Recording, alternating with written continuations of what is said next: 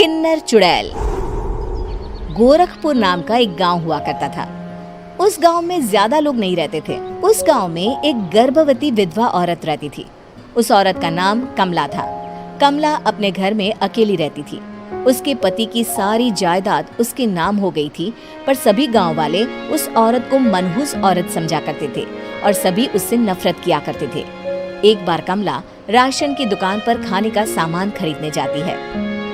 भैया जी, जरा 1 किलो दाल चावल देना। अरे हाय हाय हाय हाय हाय हाय! अरे मनहूस औरत, मेरी दुकान में अपशुगन करवाने आ गई क्या? हैं? चल जा यहाँ से, मैं कुछ नहीं देने वाला हूँ तुझे। भाग भाग यहाँ से, चल जा, निकल। भैया जी, ऐसा मत कहिए, मैं गर्भवती हूँ, मुझे खाने की बहुत जरूरत है, मुझे खाना दे दीजिए। दुकानदार कमला को वहाँ से धक्के मारकर भगा देता है। तभी कमला रोते रोते उस गांव के किन्नरों के इलाके में आ जाती है।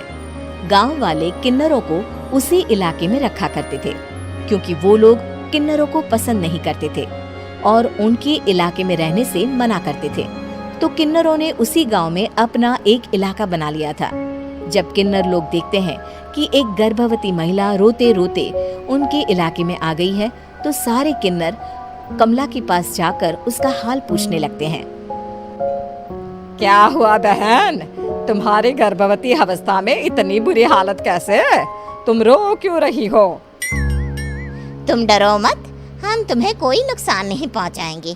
तुम शांत होकर सब बताओ कि हुआ क्या है। मैं कमला हूँ, मैं गांव के दूसरे इलाके से आई हूँ। 2 महीने पहले ही मेरे पति की मौत हुई है। मुझे गांव के लोग मनहूस मानते हैं, क्योंकि मैं विधवा हूँ और गर्भवती भी। वहाँ के लोग मुझे खाने के लिए कुछ बेचने के लिए भी तैयार नहीं, जिससे मेरा गुजारा नहीं हो रहा था। कोई बात नहीं कमला, हम तुम्हारा ख्याल रखेंगे।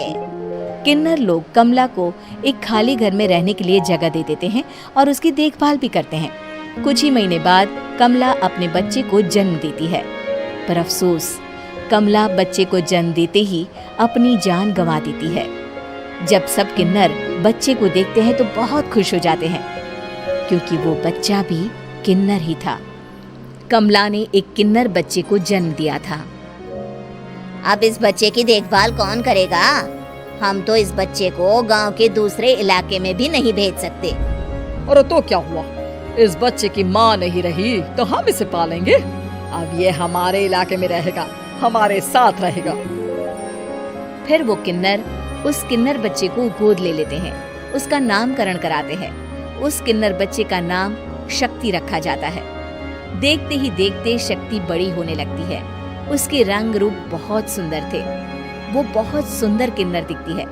एक दिन शक्ति एक किन्नर से पूछती है, माँ जी सुनिए ना, ये गांव के दूसरे इलाके में भी तो लोग रहते हैं, तो हम वहाँ क्यों नहीं जाते? हम उनसे अलग क्यों रहते हैं? शक्ति, क्योंकि वो लोग हमारे जैसे नहीं, वो लोग हमें पसंद नहीं करते, इसीलिए हम उनसे अलग रहते हैं। क्यों? वो हमें क्यों पसंद नहीं करते? मुझे एक बार उस इलाके में जाना है, मैं एक बार वहाँ जाकर घूम कर आऊं। शक्ति, खबरदार, जो तू उस इलाके में कभी भी गई तो अपनी जान नहीं गंवाना चाहती तो उस इलाके में कभी कदम भी नहीं रखेगी, समझी? इतना कहकर वो किन्नर वहाँ से चली जाती है। शक्ति उस किन्नर की बात सुनकर बहुत रोती है। माँ जी, ऐसा कैसे कह सकती है? उन्होंने इतनी सी बात के लिए मुझे इतना डांटा। अब तो मैं उस इलाके में जरूर जाऊंगी। फिर एक दिन शक्ति गांव के दूसरे इलाके में चुपके से जाती है। ये लोग तो हमारे जैसे ही इंसान हैं, तो ये हमसे नफरत क्यों करते हैं? जब शक्ति उस इलाके में पहुंचती है तो गांव के सारे आदमी उसके रूप से मोहित हो जाते हैं। वो लोग ये अंदाजा नहीं लगा पाते कि वो किन्नर है। शक्ति की सुंदरता देखकर सारे गांव वाले उसकी तारीफ करने लगते हैं। तभी गांव का चक्कर लगाने गांव के जमींदार का बेटा हर्ष वहां पहुंचता है। हर्ष भी दिखने में बहुत सुंदर होता है। जब हर्ष ने शक्ति को देखा तो वो भी उससे मोहित हो गया, और जब शक्ति की नजर हर्ष पर पड़ी तो वो हर्ष को देखकर मोहित हो गई। आपको पहले कभी इस गांव में देखा नहीं। इस गांव में आप नए हैं क्या? जी नहीं, वो मैं बस।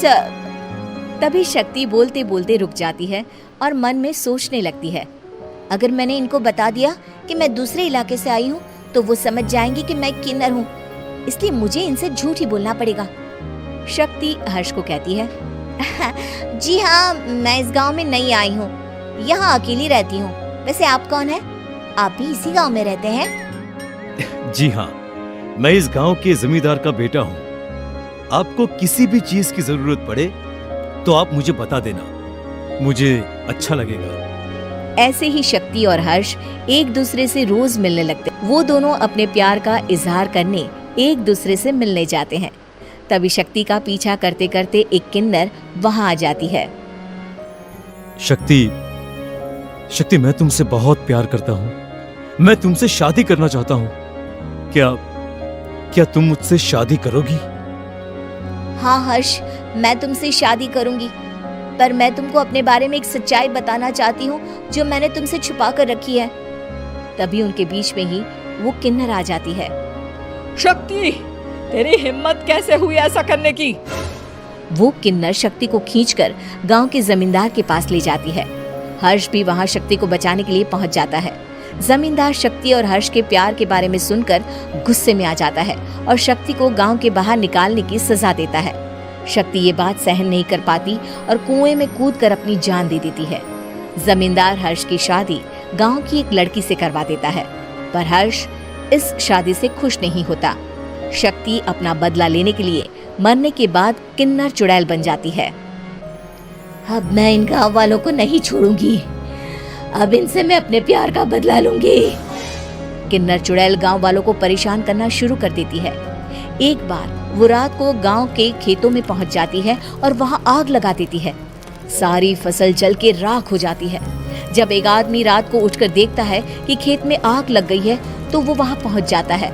वो देखता है कि खेतों के बीचों बीच एक किन्नर चुड़ैल खड़ी है और वहां खड़े होकर ताली बजा रही है।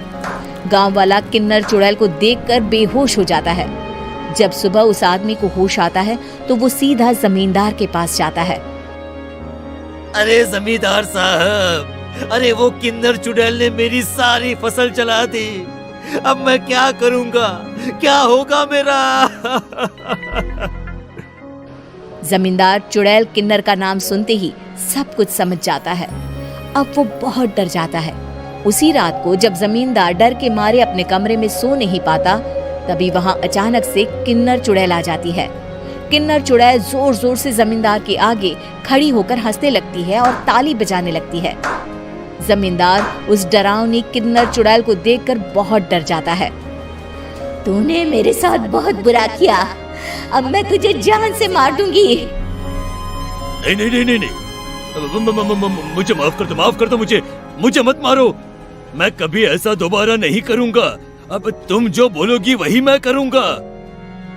ठीक है, मैं चाहती हूँ कि किन्नर इलाका गांव के इलाके से जुड़े और गांव का कोई भी आदमी किन्नर समाज से द्वेष न करे, उससे नफरत न करे, नहीं तो मैं सारे गांव को मार दूंगी। और तुम गांव में एक नया कानून बनाओ कि अगर किसी ने भी किन्नर समाज को हानि पहुंचाने की कोशिश भी करी या इनसे भेदभाव करने की भी कोशिश करी तो उनको कड़ी से कड़ी सजा मिलेगी। हाँ हाँ हाँ हाँ, मैं ऐसा ही करूंगा। तुम जो बोलोगी वो मैं करूंगा, पर मुझे जाने दो प्लीज। तब वो किन्नर चुड़ैल वहां से चली जाती है। गांव का जमींदार किन्नर चुड़ैल का कहा मानते हुए दोनों इलाकों को एक कर देता है और नया कानून भी लागू कर देता है। तब से वहां किन्नर समाज और बाकी गांव वाले शांतिपूर्वक रहने लगते हैं।